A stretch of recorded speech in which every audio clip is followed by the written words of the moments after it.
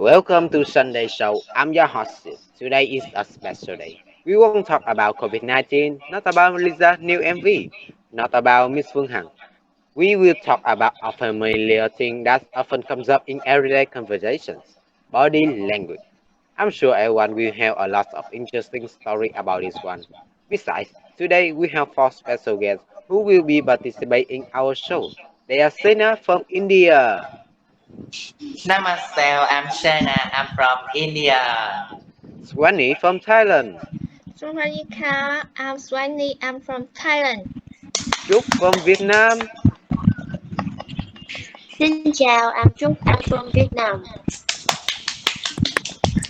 and Sarah Carrot, a non-verbal communication professor. Hello everyone. Now, to start the show, I will first introduce the basic concept of body language. Body language includes all the communication through the non-verbal channel. This can include how we dress others, how we sit or stand, our facial expression, our clothes, hairstyle, tone of voice, eyes movement, how we listen, how we crack, how close we stand to others, and how we touch others. However, sometimes it can be easy to forget that it controls its own gesture. Understanding cultural body language in other countries is key to managing efficient communication, especially when we have not yet mastered a foreign language. Okay, I have three questions for our guests to find out how well they understand it either. The first question is for Swanee. Hey Swanee, Hello everyone. can you tell us some benefit of using body language when you make a conversation with someone? Yes, of course. I think body language is very beneficial in communication. It shows one personality and mood. We can express our feelings without saying it. Person to body language suggests that one is approachable, attentive, and open to new ideas, and help you create sympathy with people. For example, in the business world, body language illustrates your confidence is the handshake. A strong handshake suggests confidence, and a limp handshake implies the person is disinterested. Another example in public speaking, the speaker is under pressure to be mindful of what they are saying and how they are saying it. Once you see people responding positively to you, your internal motivation will increase as well. If we use good body language, it will be great. Okay, that's all. Thank you. Thank you. The second question is for Sena. Hey Sena, Namaste, I'm Shana. can you tell us some body language you usually use? Of course, some of the body language I often use while in India: hand clap in front of me, shake my hand slightly when talking, say wow with one hand, blessing the young ones by placing your hands on their head.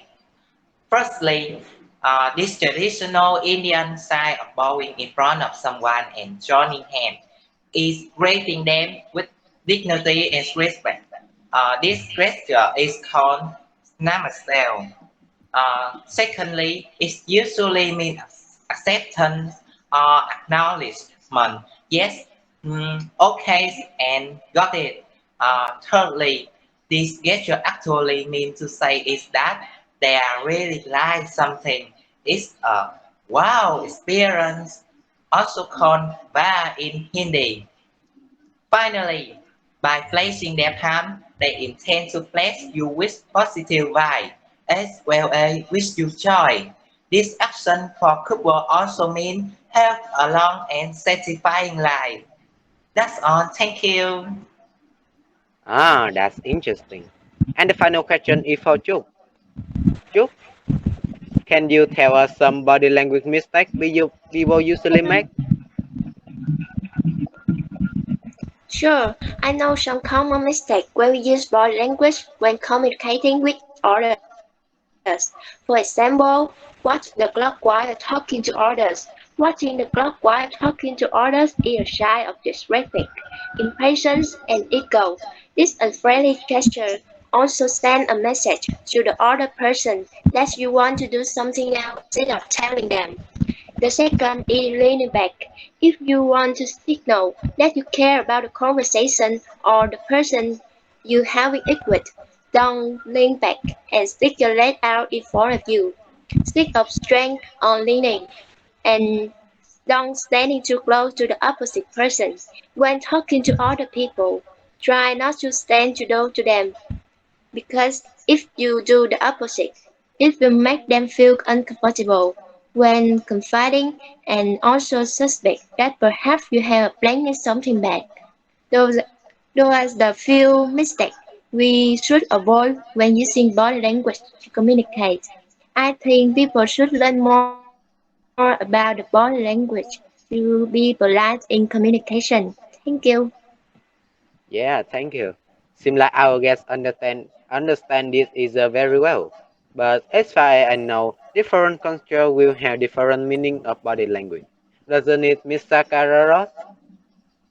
Yes, body language and gesture have different meaning across the world because many different countries have different cultures and the culture can affect significance of them. For example, I have four of the famous gesture on the world. The first is eye contact. In many countries, as in the USA, Australia, or UK, and in Western Europe, looking someone in the eyes during a conversation, for example, shows your respect for the speaker. However, in other cultures in Asia, eye contact is considered as not polite and it can be disrespectful. And the second is handshake. A firm handshake is typical handshake showing confidence. A bone crusher means that a person tries to crush the hand to up the other person like that. A firm handshake in the United States is considered polite, but the same handshake can be interpreted as a bone crusher in Japan. In French, it is possible to give a quick and light handshake in every professional and private situation, but if you know the person, people will generally give a kiss on both cheeks like that. And the third is the V sign. In the United States, this gesture means victory and peace. It was developed against the Vietnam War by activists in favor of peace.